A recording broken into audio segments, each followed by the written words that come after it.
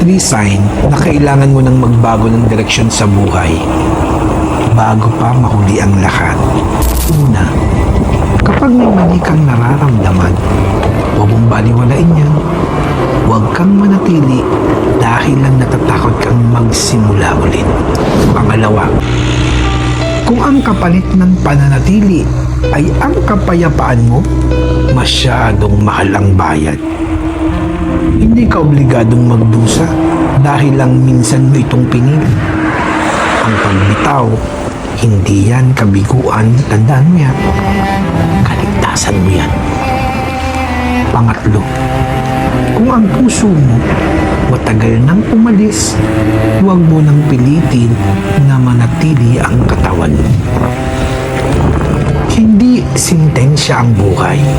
Hindi rin yan kulungan. May karapatan kang umalis sa anumang unti-unting umuubos ng kaluluwa mo. May utang ka sa sarili mo, ha? At magsimula ka ng muli. At pakinggan mo to. Ito ang mahalaga.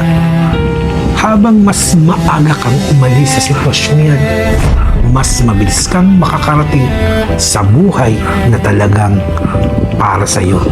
Tamang landas, tamang kapayapaan, tamang oras.